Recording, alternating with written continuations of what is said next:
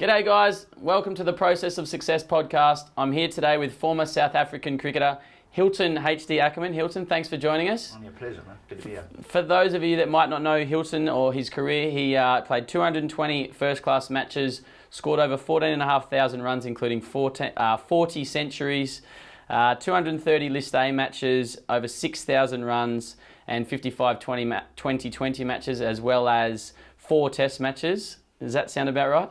It sounds about right. Most players say they don't know their statistics, but they're lying. They know their statistics, so that's right. Excellent. Well, thanks very much for joining us. Now, I normally start with getting into your story, but given this Test series that's going on in South Africa at the moment, you being a former South African player, what are your thoughts on how the series has gone so far? Obviously, we're about to start the third Test, 1-1.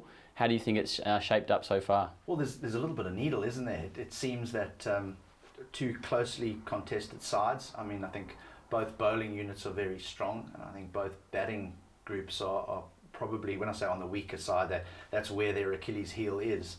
So it's going to be interesting. People are probably going to want the fifth Test because I can see this going 2-2. Interesting decision to have Rabada's punishment overturned. I think there'll be a little bit of controversy around that. Although I must admit, I think the series needed Kagiso Rabada to be a part of it. He's such a wonderful performer, and he's already set the world alight over the short period of time that he's been in international cricket. But I think we're in for a ripper of a series at 1-1 with 2 to go. What are you expecting out of this next Test? What's the wicket likely to be like in this Test? Newlands is always a very interesting. I mean, it's where I was brought up in Cape Town, and the thing is batting.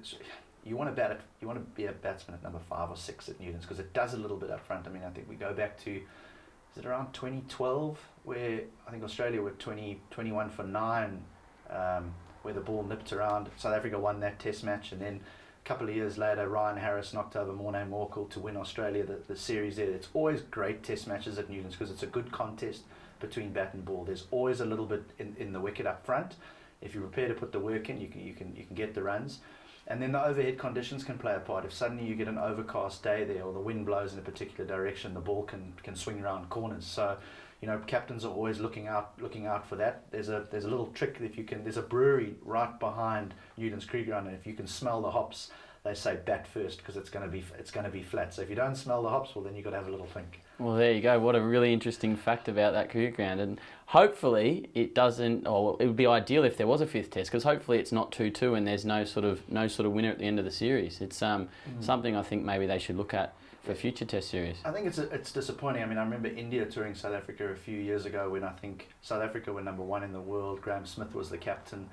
India had Tendulkar was nearing the end of his career. Gary Kirsten was the coach of India at the time, and I think that ended 2-2 or something. People were crying out for a fifth Test match.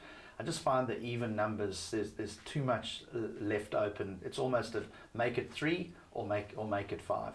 And because there's not many draws in Test cricket anymore, so if there is a result, everyone wants to see don't want to see a drawn Test series. I think that's such a great point. I think with the advent of T20 cricket now, we're seeing the pace that people are batting at.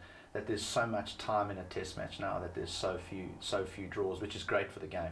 Awesome. Well, we look forward to seeing how that unfolds over the next 2 Test matches. Now, moving on to yourself, onto your story. You were born in Cape Town, as you've said, where you grew up. I just want to get a picture of your childhood.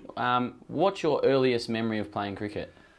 Well, I was fortunate enough to be brought up in a cricketing household. My father was a professional cricketer. You can call it professional because, I say in inverted commas because they weren't paid a great deal of money in those days. Interesting fact is that he was actually picked in the South African side to tour Australia in the early 70s, and that tour was cancelled because of apartheid, and there was a rest of the world 11 that was chosen to tour Australia, and he made that side, and he came here and he played against the likes of Lilly and Mackenzie and the Chappell brothers. It was a good series. Sobers captained the rest of the world. Strong left-hander Graham Pollock was in that side. Tony Gregg, who we all know from Channel 9, was in that side.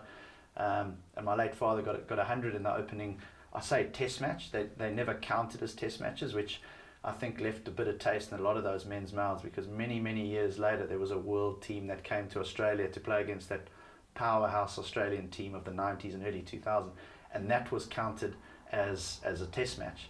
So he never got a Test match 100. But yeah, so I was brought up in a cricketing household. He played for Western Province, who I later went on and played for. So I was really brought up at Newlands Cricket Ground watching him play. And my earliest memories of playing was at lunchtime or at tea time with a tennis ball, whether it be with tape wrapped up on one side of the ball, just meeting young boys and girls at the ground and playing in those make-up games on the field. That would be my earliest memory of playing the game. Wow, what a way to grow up, and that sort of reminds me of Mitch or Sean Marsh, who grew up with Jeff in the Australian team and being around the players. You must have learnt a lot without really even realising back then about cricket in that environment. Yeah, and I'm sure we're going to get there a little bit later. You know, I think that's a point that I try and bring up now with the young cricketers coming through, is that they don't watch as much as what the cricketers of the past did.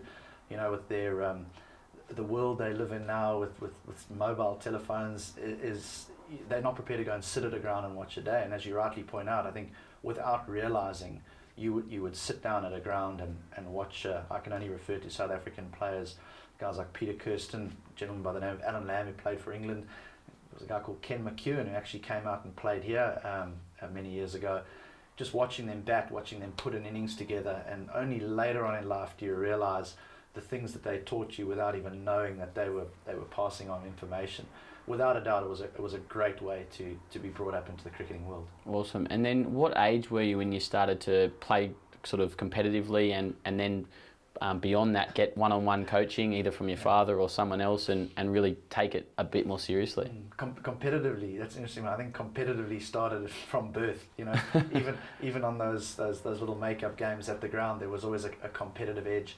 I went to a school called Rondebosch Boys High, where Gary Kirsten, who played Test cricket for South Africa, coached India. Jonathan Trott, who played for England, went to Rondebosch as well, and it was really a cricketing school. While it was a state school, it just had a rich heritage when it came to sport, and so we played competitive sport there right from under 10 all the way through to first team cricket, which would be, I suppose, year 12 here in Australia. So. It was always a competitive environment. One-on-one coaching never really took place, and you know, I look at again today how, you know, some of the schools here in Perth have Graham Wood, ex-Australian cricketer, coaching them, Paul Terry, ex-England cricketer, coaching them, and I think my French teacher was my first team cricket coach. My father's contribution was minimal. He sort of said, well, I'm just going to let him go, which I think was great parenting, because I learned to love the game for myself. It wasn't because he pushed it on me, but I do think that his coaching took place in just little different ways. I mean, one day I came home after I think I'd had a bad few games, and I said, "Oh, I'm giving up the game, and this is ridiculous. I can't play this game." And next minute, my kit had disappeared, and I think I went downstairs. I said, "Does anyone see my cricket kit?" And he said, "Well, it's outside in the dustbin because you said you were giving up, so I've thrown it away. You don't need it anymore." Well, that was just like a red rag to a bull. I was outside, kit was out. Don't you tell me what I'm going to do. And so I think he had his ways of teaching me, but it certainly wasn't from a technical point of view, more a mental side, I think. Awesome, what a brilliant story. And then how did your teenage years look? Were you sort of training every day? And at what point did you start to think, I'm pretty good here and maybe I can make my own career out of this? Yeah, I don't think I ever thought I was good enough to play. I knew what I wanted to do, but there were guys at school that I played with that I always thought were much better than me, and I hero worshipped them, and it's ironic that later on I'm the one that went and became a professional cricketer when they didn't. But and I suppose that's just the desire taking over. They probably just didn't have the desire to pursue it, because they were certainly had a lot more ability than I did. But my teenage years were, I played 2 summer sports and 2 winter sports. I played rugby and squash in winter, and I played cricket and tennis in the summer. We were allowed to do that at school. It's the way the sporting program was designed.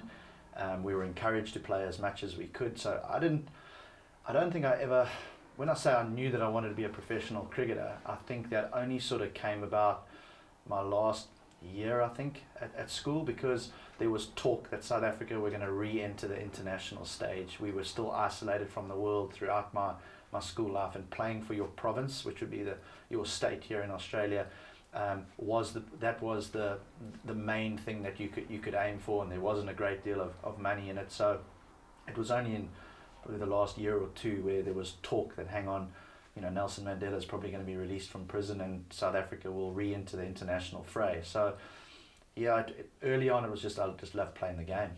Awesome. And then you've mentioned your father, and you said he didn't have a huge impact, but coached you and taught you in his own ways. Did you have other mentors, and throughout your career, how important were your mentors, and maybe speaking to your father regularly? Yeah, don't get me wrong when I say that he didn't have a huge impact. He probably had the biggest impact of all, but it wasn't a forceful one. It was just one of, I'm going to let you, map out your own journey, and if you fall, I'll be there to prop you up, rather than, the father that's saying to the cricket coach he must bat at number 2 because he's going to be a professional cricketer. And he just allowed that to run its course while offering little bits and pieces on the side, which had a big impact on my life and my career. But I only noticed it later on, when the penny drops, you think, that's why he did that, or that's why he said that. And he was a well-respected player and coach in South Africa, later on in his life. I'm trying to think now. Duncan Fletcher. So when I made my debut for Western Province, which is the side based in Cape Town, he was the coach, and he just allowed you the freedom to try things, to express yourself. Failure was part of the game. He made you understand that. The real difficulty for me was the fact that, because my father was involved in the inner circles of cricket in Cape Town, was whenever I got picked for a side, it was, am I being picked because I'm the son? Why am I here? And that took a little bit of time for me to get over that. Even if my results were good, it always, and that's my own fault. That was my own negativity and my own mind playing games with myself. I was always concerned, what are others thinking? And it probably hindered my career in a way, in that maybe I could have had a better career if I was a little bit more positive about my own ability. I think that sort of came right at the end of my career when I went over and I played in England, where my father had nothing to do with it. And it was my own demons. No one made me feel as though it was because of him. Right. Yeah. Right. Interesting. Now, what was your progression like into first class cricket? How old were you, and was it on the back of dominating club cricket or grade cricket in Cape Town? Yeah. So finished school and then immediately started playing club cricket, which was of a decent standard in South Africa. They had a thing called Colts cricket there, which was an under 23 team. So you had a state or province under 23 team that played in a competition. So a lot of us played together there, but you weren't necessarily 22 or 23. There were boys of 18 and 19 in that setup, and I think they picked you from there. There were very few were picked straight from school back in those days. You had to be. I mean, Jacques Callis wasn't even picked straight from school, and we know the career that he ended up with. He also played club cricket, and I remember actually playing a club game against him where the front three were Kirsten, Desmond Haynes, Jacques Callis, and it was a club side, it's unheard of now in South Africa for your state cricketers to be playing club cricket, which I think is very sad, because I think players are missing out on a vital part of their schooling. So club system, then picked in the Colts team, and then made my first class debut. You probably 94, 95, I think, somewhere around there. I think I was 21. Had spent a bit of time playing club cricket in England in the winters, the South African winters, which was great as an overseas professional. You earned like £50 or something over the week, but you learned there that if you didn't perform, your team lost. It was as simple as that. So it taught you responsibilities. So I loved my time playing that little bit of club cricket. There were plenty of Australians over there, West Indians at the time, and you mixed, and it was a good education for me to get into first class cricket. And I did okay when I got into the side. I failed in the first game. I got 93 in the second game. We played against a side called Bordeaux, LBW, took up Pit Buerta. I'll never forget, 93, so 7 short of 100 in the second one. And it just sort of progressed from there. I think I felt like, okay, I should be in this team, even though those demons I spoke about earlier reared their ugly heads every now and again. But you always want to get runs early on to feel a part of the side. So yeah, that was my introduction to first class cricket, and it was I played Western Province for 10 years. Awesome. And so I've heard from a lot of people, you think you're good enough for the next level, but it's not until you actually perform at that level that you get the belief. Is that how you felt? You sort of got into the side, and then you sort of, until you got that 93, you thought, am I good enough? The 93 came, and that allowed you to relax and say, okay, I am good enough for this level. Yeah, I think it's such a critical point. You get so many people that people can tell you're good enough, but not until you've experienced it are you going to feel at home within that environment. I mean, those are players that you've been watching, because most of the players in that side have been there 2, 3, 4 years before. So you're at school, you're watching those guys, you're leaving school to go and watch a day-night cricket match, or on a Sunday you're going to go and watch the last day's play of a shield match, as I did, was called the Curry Cup. And now you thrust amongst those men, and you're in the same dressing room as them, and it's uncomfortable, but because they also weren't as forthcoming as what they probably are nowadays, in that they sort of, you didn't feel at home until you got runs, and then and I say this, they probably were exactly the same, but you just didn't feel as though they were treating you the same until you got runs. They're probably exactly the same, but it's just, again, it's your mind trying to get used to the fact that, do I belong or don't I belong? But I think in change room environments these days are far more open. I think back then, from what I've read and what I've heard, they were far more hierarchy system, where the more experienced players, it was their way, and the younger players just sort of bit their tongue a bit. Do you think that's the case? Absolutely. I mean, I look at it in that, so basically you've got a team that's together. Now suddenly that team, it's a team, it's friends. Now what happens is one of those friends gets left out that team for a new guy. And it's almost as if that once you perform for them, it's right, well, now we'll accept you into our group. And they forget about that mate of theirs that's gone a long time ago. But, you're important to their success. Once they see that you can contribute to that success, I think then they embrace you. But I think coaches and management and psychologists, there's so many backroom staff now to try and make sure that team culture is right, that when young guys come into the side, there's sort of this, you've got to make them feel welcome. And I agree with that. I think it's great. But to be fair, when I look back on my career, no one was nasty to me. No one didn't make me feel welcome. I just felt more comfortable once I had produced the goods. Yep. Now from there, I think it was 97, 98, you were selected in the South African test side. You played 4 tests. How was that experience, and did you find it a massive step up from first class cricket? Yeah, the thing about that is I'd had a really good year for Western Province. I think I got 500s in 5 games, so 5 on the bounce, something like that, or 4, and I don't know. And so I was the form player in South Africa, and the South African batting lineup had been struggling. One of Australia's favourite sons, Daryl Cullinan, was having a torrid time in the national side, and I just felt I had to be next, and all the newspapers were writing, is he next, because you're the form player.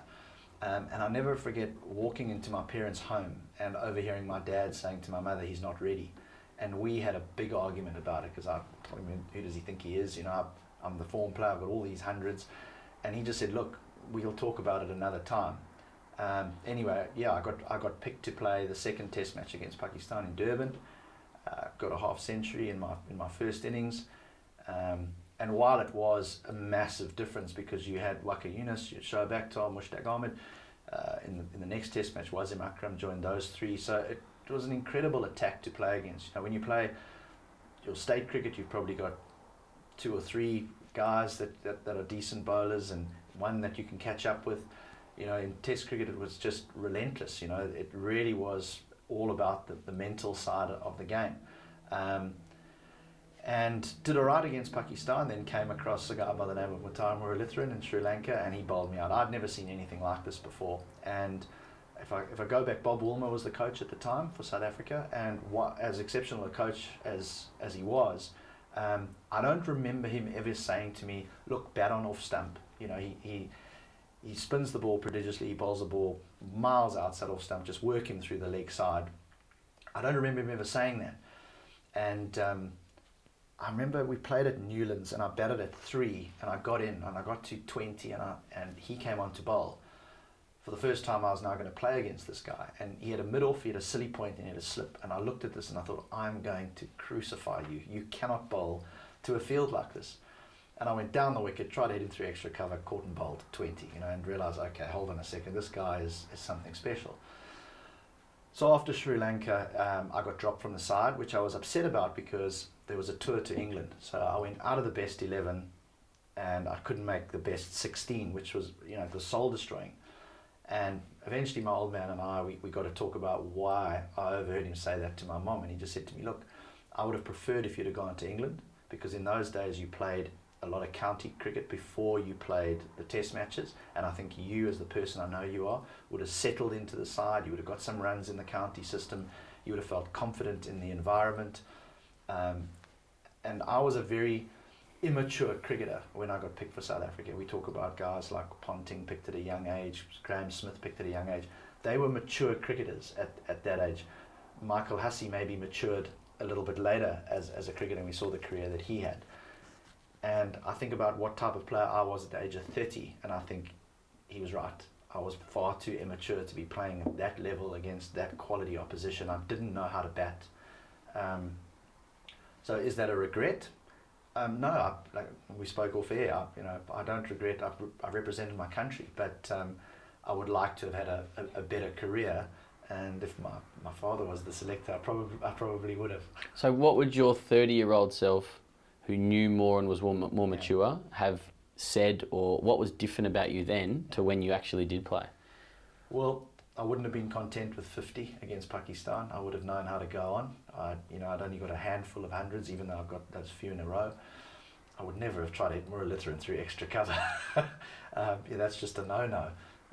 He didn't even have the doozer in those days. He only had the off-spinner. He had to learn to bowl the doozer because people started to work him out.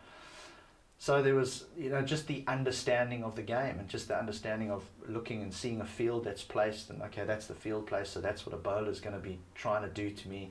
I just knew so much more about the game at the age of 30. Then again, I know more about the game now than I did when I was 30, but that's just the beauty of it, is that, your eyes go, but your brain gets smarter when it comes to the game. So, yeah, I just think I understood how I performed under pressure, what happened to me when I was under pressure, and how I went about dealing with it. So, those players that, if you can teach people to understand their own game at a younger age, I think they've got a greater chance of making it at a younger age. Awesome. That's something we're massive on here at Cricket Mentoring. Now, I was going to get onto that a bit later, but now that you've touched on it, how did you personally deal with pressure, or how did you understand yourself more? Gee, that's a tough question. The first thing is, I think I started to understand that that's why we played the game. Is that when you got put under pressure, that's when the adrenaline started to flow, the competitive nature of the game, and actually that's why we play. If you don't play, if you don't want to deal with pressure, you're in the wrong profession. And I'm not talking about cricket. I'm talking about sport in general, or maybe business as well. You're going to, at the highest level, you're going to be put under pressure. The media are looking at you, the public are looking at you, your teammates are looking at you. So how did I learn to deal with it? Well, the first thing I had to learn to deal with was I good enough to play at that level? And I think I started to understand that later on, that I was good enough. My preparation changed in that I didn't hit as many balls as I got older. I prepared better mentally for what I had to do the next day, or over the course of the next 4 days when it was first class cricket. But it's a tough question because it's probably hard to put into words. Yeah. You understood it and you knew what you had to do in the moment and leading into it. But I suppose now that we've moved on from then, it is quite a hard thing to articulate. Yeah, I think that's it. And people talk about in the zone and all those type of things. I mean, one particular innings I played where I got a lot of runs is probably the only time that I do not remember. I got some runs against Glamorgan for Leicestershire, and I don't remember a particular stroke. Not a stroke. People say, yeah, but you batted for so long. But I don't remember a thing. Whereas it's the only time, if people say that that's what the zone is, that's the only time I was ever in the zone. But other times I can remember lots of things. But I knew what to do if I was getting nervous, if I was getting mentally tired. I knew how to deal with those things. If I was getting mentally tired, It was whether it was taking my pad off and saying I've got an itch, or taking my boot off and saying there's a stone in there, just to gather my thoughts. Whereas when you're younger, you just let the game play out. The game just keeps going. Eventually, it just gets too quick for you, and you make a mistake. So just little, what would you call it? Little habits or routines. I mean, it wasn't essentially a routine, but it was, hold on here, you're getting ahead of yourself. Stop, assess. Okay, now we can move on. What about dealing with nerves? Again, two different types of nerves. There's the nerves where you blooming dry retching and things like that, and maybe it's because there's someone out there who's bowling it at 140 clicks an hour. But the other nerves were nerves that I'm going to bat, and I looked at that as part and parcel of the game. That was normal, and it was amazing that you'd be very nervous at naught. You'd get off the mark and those nerves would be gone. And it's like, I've got one run. It's not even, you get out now, you're going to be upset. But it's amazing how you just got off the mark and those nerves were gone. But I wasn't someone that was very nervous. I wasn't someone that was very nervous. I know that in cricket, you've got to understand that you fail more than you succeed. It's a terrible game when it comes to that. I mean, if you look at the greatest players that have ever lived, and we use 50 as a benchmark, Tendulkar, Ponting, they get past 50 once every 3 knocks. I mean, that's a success rate of 33%. And I always say, imagine an attorney with a success rate of 33%, or a surgeon. Well, he wouldn't have a job. So learning to deal with failure is a massive part of being a batsman. And the great players, they get out of those slumps a lot quicker than the average player, because the average player dwells on those failures. They dwell on those failures. So trying to understand that, I get out, caught slip. Was it a technical? Well, the first question I used to ask myself is that, did I choose the incorrect shot? Yes, it wasn't a half volley. I drove it got caught slip. Right, gone, parked, move on. Too often players nowadays, technical issue, pick up the bat, head. What am I doing? Am I leading with my foot? Am I leading with my shoulder? And more often than not, it's just a simple thing. I pulled at one that wasn't short enough, and so I chopped it on. Done. Often it's decision making. It's the decision making, and that's some of the things that I try and bring into my coaching now. It's like, if you're getting out caught slip over and over and over again, fine. We'll go look at some video footage and we'll see if we can see something technical. But if you're getting caught slip, caught cover, caught mid off, caught mid on, caught fine leg, there's some decision making that's not happening here. And I think that a player can respond to that a lot better than constantly having to assess his technique. I mean, players now get out. I know we're jumping all over the place here, sorry, but I'm just thinking. Good. Players get out and they rush upstairs and they say to the video analyst, show me. I used to say to the video analyst, I don't want to see anything. Please will you cut me a CD or whatever, a DVD of me doing well. I want to go home and put in my computer me getting 50 or 100, because tomorrow I want to feel good about myself. I don't want to feel like I'm hopeless and I can't play. So while lots of players and coaches may like to look at video footage, I do think it can be a very dangerous thing to get involved in. While good for some things, I just think you, as a player, you want to feel good about yourself, not be just analysing technique and that all the time. Absolutely, and that's something that we talk to our athletes about, is that when they get nervous or when they're in a bit of a form slump, to visually sort of remember when they did well and play that over in their head. Because like you say, I think that the players that go through big form slumps, or the players that don't have sort of deep belief in themselves, they're dwelling on the failures and they're replaying the failures over and over, and they completely forget that, hang on a minute, I can play the game, I am a good player. Yeah. And that's something we really encourage all the younger players who don't have video footage to look over. No, I think it's great advice. You mentioned visualization there. I mean, nowadays there's psychologists and things that come into the change room and people say, did you visualize? And being pretty old school, I'd say, oh no, I've never visualized. And then I started to think, and I remember distinctly, when I used to drive to the ground from home in the morning, I used to commentate myself. I'd turn the radio down and I would commentate, whether it was Benno or Chappell or Laurie, but I'd try and put the voice on, but I'd be commentating myself to 100. And I used to find myself, once I got to that 100 in the car, there'd be goosebumps on my arms. I mean, it was just ridiculous. If someone in the traffic saw me, they'd probably think, who's this man?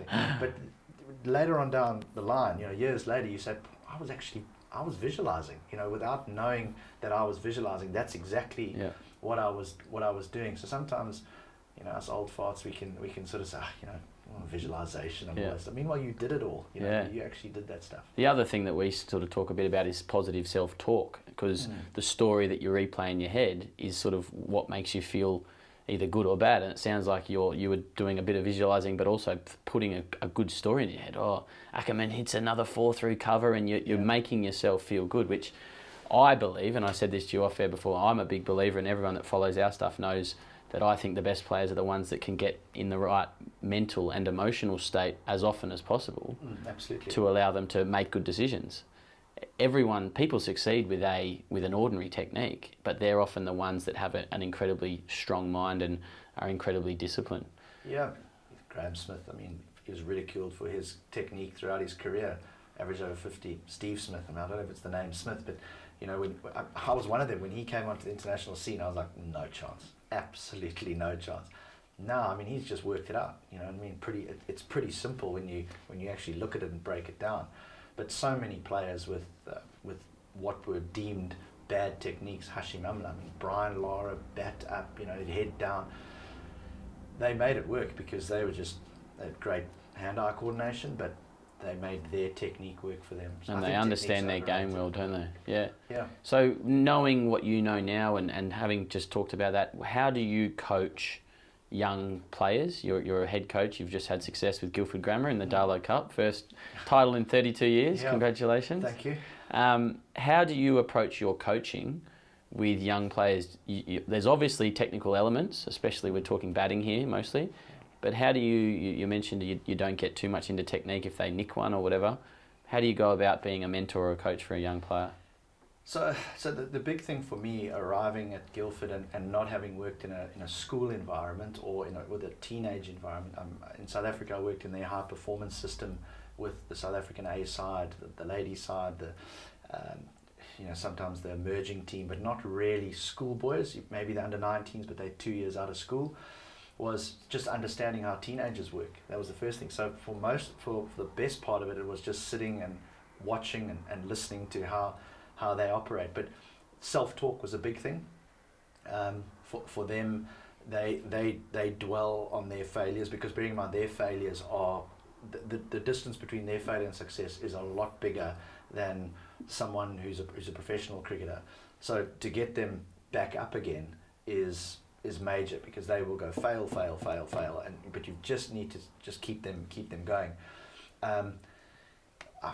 From a technical point of view, so many schoolboys fall over onto the offside and try and hit the ball through the leg side, and I think that's due to their dominant hand, which is, if they're right-handed, they're trying to hit it through the leg side with their right hand. Left-handed, it's the other way around. I think they're still growing. I think they're still trying to get stronger. So very simple messages. If you're falling over, try and hit the ball to mid-off. I'm not going to stand behind you and pin your shoulders against the net. Try and hit the ball to mid-off. What you perceive as straight is not necessarily straight, because bowler bowls the ball from slightly wide. Break down things, make it more simple for them. So when we had run chases, it would be, right, how much we've got to chase down? Right, we've got to chase down 240. So we've got 10 partnerships. Each partnership's got to contribute 24. How much do you have to get of that partnership? That's 12. That's not a big number. They just see big all the time. So to just try and simplify things for the teenagers was what we try to do, and I think that they enjoyed that side of it. We had lots of success on the batting front. From the bowling perspective, all I try to work on with those boys was, I actually try to treat them more like professional cricketers and just say, look, if you do the basics more often than the opposition, you will succeed, because you're playing against your age group and their patience levels are like yours. They're non-existent at this age. And so we just try to hit lengths relentlessly, which is exactly what they do at a higher level. The higher the level, I say the easier the game. It's because the surface you play on gets better, but the ball lands in the same area more often than it doesn't. When you get a schoolboy, you'll get 2 there, 2 down the leg side, 1 bouncer, full toss. So we just try to do basic things, and we did it better than anyone else over the course of the competition. But to be fair, I also I had a good group of cricketers. I had some high-end cricketers, and we worked with these guys for 2 years, because it's very difficult to, what is the word? It's very difficult to grow in the space of 6 months. I mean, so we had them for 2 seasons, and I think that there was lots of growth on that side. Awesome. And now you spoke earlier about Duncan Fletcher and how he created an environment where people accepted failure. Yeah. Is that something you focused on with the young guys as well, and that's allowed them to bounce back quicker from their failures? Well, I hope so. I mean, when I did at the start of the season, I said to them, "You're going to play the next game," and they found that quite satisfying, and that they said that previously they felt that if they failed, they'd be dropped straight away, one game. And I just gave them an understanding that I understand the game, and that I understand you'll fail. It's part and parcel. So how can I leave you out after you failed in one match? How can I actually leave you out after you failed in 2 matches? I cannot expect that of you. So I gave them, a lot of people were critical of that actually. They said, look, you're now telling boys that they can't be dropped. And I said, look, for me, I knew who my best 11 or 12 were, and I needed them to know that I backed them in that space. And I think they responded well. I mean, at the end of the season, one of the things that they did, because I said to them, look, I need you to assess me. They said they really liked the fact that I said to them, you're going to be playing the next couple of games, irrespective of what happens. So I mapped out a couple of facts for them. I said to them, the surface you play on is not a piece of glass. It's not flat. It's got grass on it. It's undulating sometimes. The ball you play with is not round. It's got a seam on it. It changes shape just ever so. So the ball deviates. It's impossible for you to hit the middle of the bat every time. Just to make them understand that the game that they play is hard, and that it's difficult to play the perfect innings, and that an innings ebbs and flows. You'll play well for half an hour. You'll play terribly for 10 minutes, and just to understand how it all operates.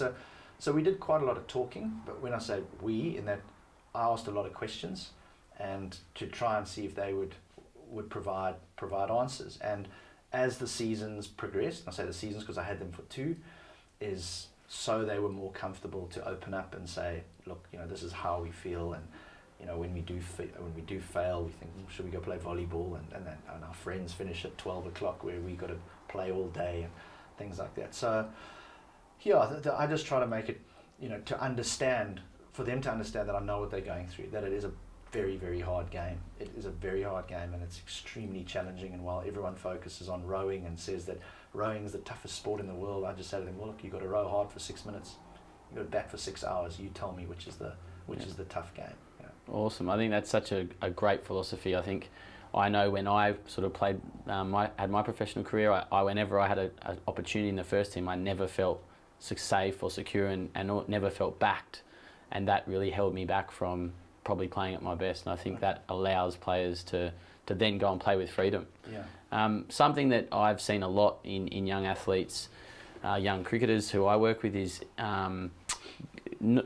dwelling on a single mistake, and sort of they're always, you've just mentioned there, but they're always sort of chasing perfectionism. If they don't hit it out of the middle, they get annoyed. And something I try and do, similar to what you've just said, is educate them that you're not always going to play at your best.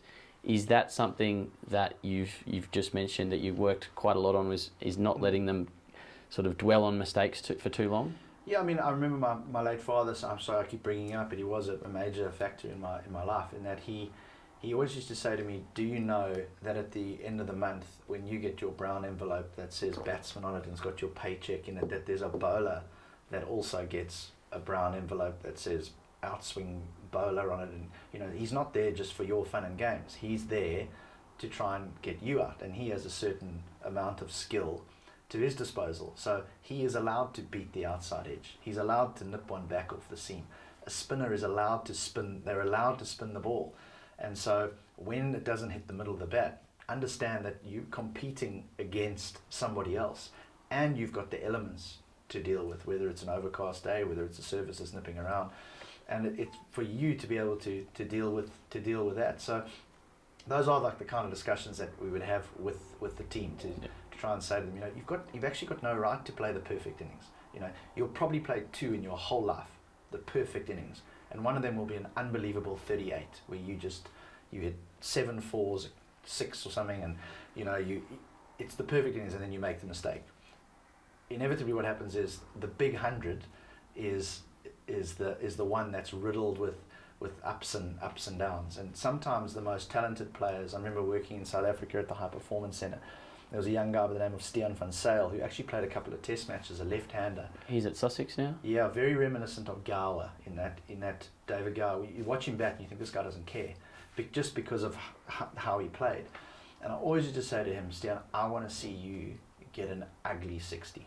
Like, it must be dreadful, where you walk in and you're embarrassed because you've inside edged and outside edged, and it's just been a disgraceful innings. Because then you've shown me that you're prepared to scrap through those periods, because every player you need a bit of scrap in you, because those big hundreds, they can't be perfect. Like, there is going to be periods in there. I mean, I think of Michael Clark's 100 at Newlands. I don't know if you remember Morne Morkel going in for about an hour, and it was compelling viewing, and you thought Morkel's got him. There is no ways that this guy is surviving. And he was horrendous. He got hit absolutely everywhere, and then from there scored one of the great test hundreds at Newlands, which is the test match that they won, captain's innings. But it was a great example of someone that was prepared to go through a period where he was almost embarrassed for how he was being worked over by someone, and then at the end, he's the guy that shone through. Yeah, amazing innings, that one.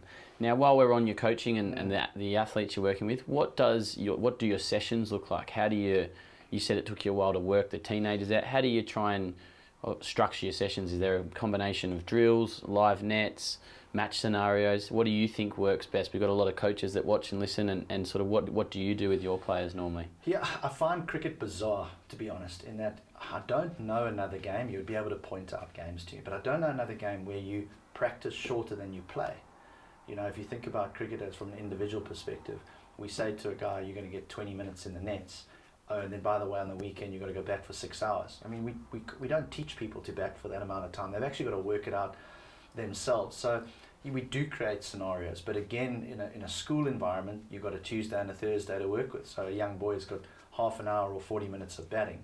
So we would say, look, on a Tuesday, particularly at Guildford, we know that the ground staff water, they flood the wickets on a Sunday night. So we know on Tuesday they're actually going to do a bit, because he needs them to last. So on Tuesday, right, what we'll do is I'll give you older balls. It's not a problem, because otherwise they go all over the place. But I need you to be nice and tight. First, let's look at your first sort of 20 minutes of your innings. And then on Thursday, with the heat in Perth, the pitches are flattened out a little bit. Right, now let's give you a match scenario where we are. We're on top. Each batsman will get something different depending on where they bat in the batting lineup. And it might be a situation where, okay, you're walking in at number 7, you can play the Adam Gilchrist innings because we're 200 for 5. Or this Thursday, I'm changing that up a little bit. We now are 100 for 5. So do you play like Gilchrist? Do you bail us out of trouble? How do you go? So we do try and give them match scenarios. It sounds old-fashioned. I did it once where I gave them the you out situation, but that was because they were bugging around in the nets, and guys were getting out 10, 15 times, and I was just like, I'm wasting my time. We only did it once, and it's really an irrelevant net session, but it was sort of to imprint on them that, look, you don't waste my time. But yeah, match scenarios definitely, and particularly during fielding drills. Yeah. During fielding drills, we try and put them under pressure as much as possible, because when there's no run, it's easy to pick the ball up and throw it over the top. So we would continually try and put players under pressure when they were doing fielding, or when it's catching or running people out.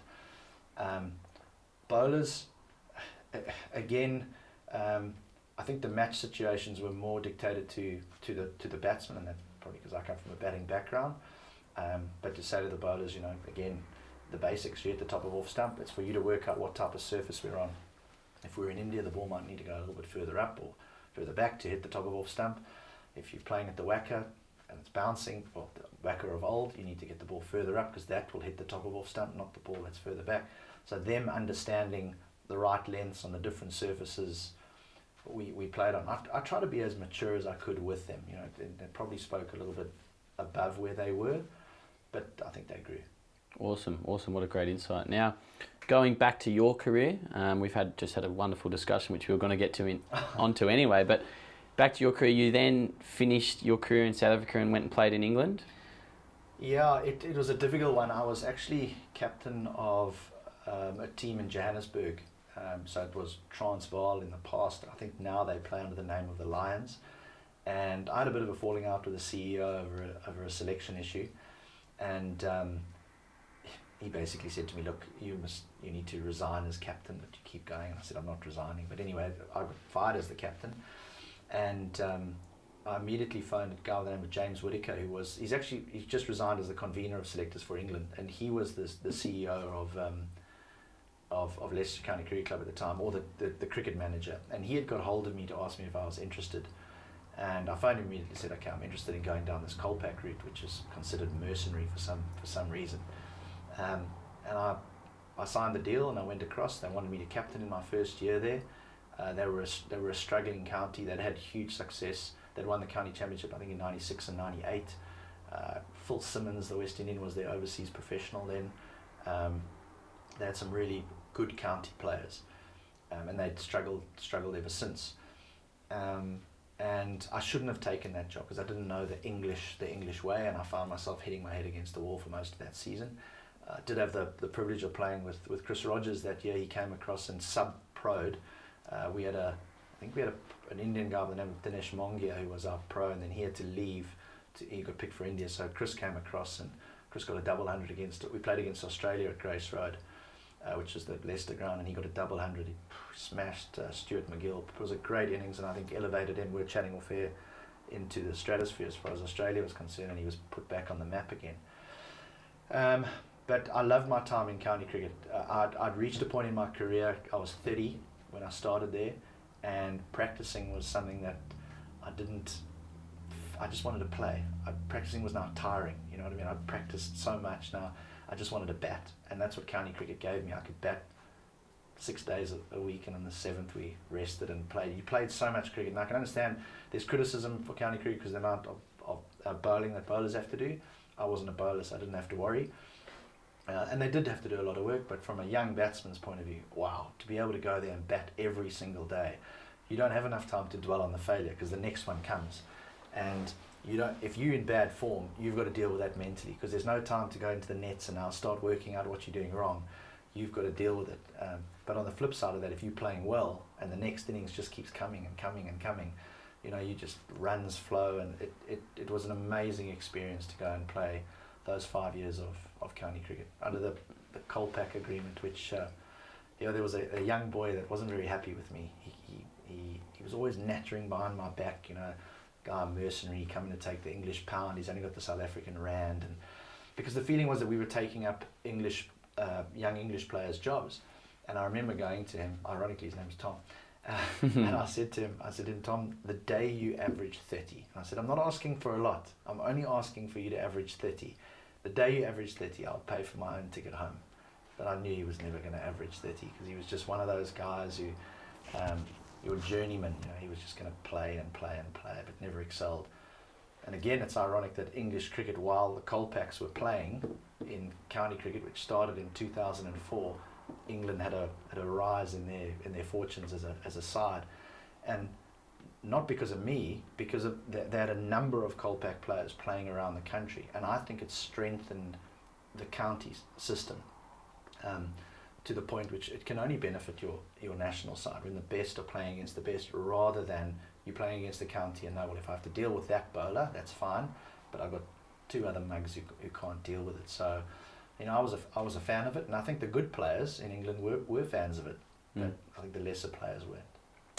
I think it's fascinating to hear your sort of take on the system. I obviously spent 6 seasons playing in England, 3 as a professional with Middlesex, and I absolutely loved the element of playing all the time. And like you say, when you're in form, you just can't wait to bat again. I did find it tough at times when I was struggling a bit and then I had to bat again, and that was a challenge in itself. But the fact that you get to, that's something that I've struggled with here in Perth, and I know a lot of players is you might not have a bat for 3 weeks in grade cricket, and you can hit all the balls in the world during the week, nick off early or get a dodgy LBW, and it can really sort of put you back, and you might be 5 or 6 weeks between innings, and I just loved that about the English system. Now, you made 309 not out, a record-breaking innings for Leicester against Glamorgan. Can you sort of take us back to that time in your career or at any other point where you mentioned your 500s on the bounce in South Africa, what do you think you were doing at that point in time? What were you doing well that allowed you to perform so well? I'd probably be a very interesting case study for a psychologist, because I think I do it all about face. In that, when I got those 400s-500s on the bounce in South Africa, I was sort of the lone ranger in the Western Province side under Duncan Fletcher, in that Herschel Gibbs had been picked for South Africa, Jacques Callis had been picked for South Africa, Brian McMillan had retired. We were a weak side because of international call-ups, and I was sort of the one batsman that I couldn't get in the national side, even though a few months later I got in. But I was that one player, and Duncan Fletcher, I think I felt that he gave me more, and whether I hold that against him, I don't hold that against him, not at all, in that he had a lot of players to deal with when he had Callis and all these stars in the side.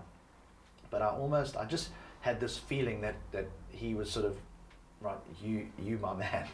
And so I felt important. Whereas with Callis and Gibbs there, I almost felt, they're the good players, which again is wrong. I shouldn't think like that. And I didn't later on in my life when I went to England and places like that where I felt as though I was the best player. So I felt important, I felt wanted, I went and did well. The 300 was an interesting one because I'd been in a long-term relationship with someone, and because of my move to England, it broke off, and I was a shambles. Mentally, I was a complete shambles. And it was almost as if, because I had my best year in county cricket that year, I got 1,800 runs, which just behind Ramprakash, I think got 2,000 or something, is that it was almost that in the middle was where I was comfortable. Your release. I didn't have to think about the drama that had been going on off the field. And I actually phoned a guy by the name of Paddy Upton to get those answers. Paddy Upton, I think, was with the Sydney Thunder here. And to get those answers, to say to him, I don't understand this. I shouldn't be doing well because mentally I am a mess. And he gave me the thing, is that, like, that's your comfort. When you're there, you don't have to think about all that stuff. And that's your mind is at ease when you're at the wicket. And that's why I say I'd probably be an interesting case study, because I had no right to have that year, but I did, and it was interesting. The following year, I had a horrendous year. I don't think I couldn't buy a run the following year, and everything was fine, So yeah, that's the 300 was the one I spoke about, where for the first time I was definitely in what sports people call the zone. Because if you say to me, is there a particular stroke? Do you remember going to 100? I have no idea. I know Brendan McCullum played that game for Glamorgan. I know Robert Croft, the England off-spinner, played. Yeah, I don't. It's an amazing situation. I can remember other innings, but that one, no idea. Wow. But a special moment, obviously. Yeah. Now, as a batter, how did you stay focused for long periods? Something that I try and work with my younger athletes, and I work on with myself, is having a sort of a pre-ball routine mentally and physically to switch you on and then switch you off again, and try and do that over and over and over again. Did you have a pre-ball routine mentally and physically? So I think the ultimate goal is that it becomes a subconscious thing. I think that's the ultimate goal, because if you are consciously having to do it, you are using up that mental capacity that you have to concentrate. To get 100, I wouldn't be able to give you the figure, but I would imagine that you probably have to concentrate for 12-15 minutes in total if you're doing it correctly. So at the beginning, and this is something that we chat about to the boys, working at a school, I ask some of the teachers, I say, how do you get these kids to focus for a 50-minute period? Because it's impossible. You can't focus. Do you break your class up? And they don't. And I say to them, well, no wonder you lose the kids halfway through your class. You should break your class up into little periods. So what I used to do to try at the beginning until it became a subconscious thing was I would focus once the bowler would start his run up, and I think then once he got into his action, it would be a finer focus. Once the ball had passed, or I'd scored off it, or it had gone through to the keeper, I would switch off completely. And the way that I would do that was I would try and find someone I recognize in the crowd.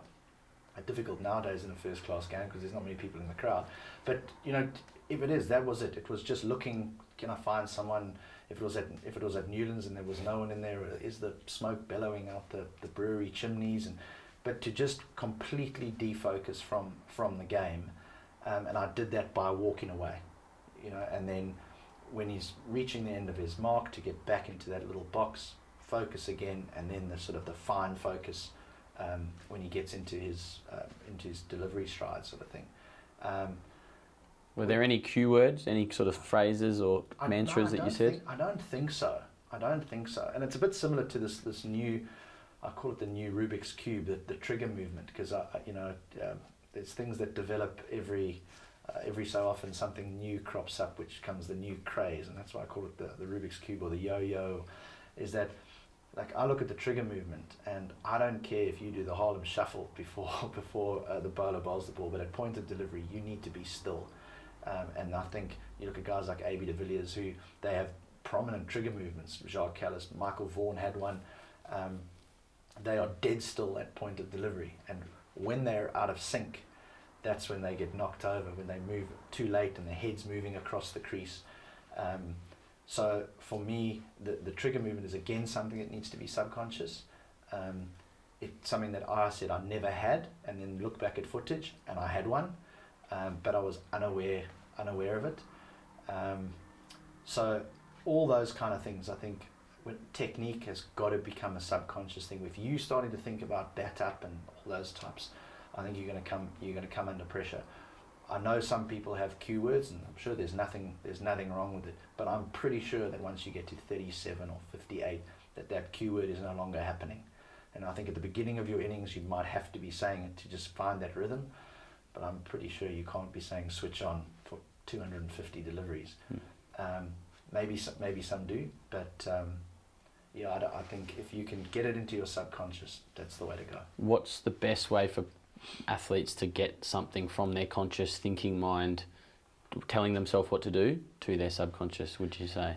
Yeah, well, I suppose that's volume. I suppose that's repetition, isn't it? Yep. And I think when you practice, I think sometimes a practice is just when I said someone will just go in and hit balls, and that's why Monday, Tuesday, Wednesday, Thursday, Friday practice, or I've done it's volume of practice. Well, but how focused was that practice? I mean, a 15-minute net session on Monday is better than having 5 net sessions where it's just an absolute free-for-all.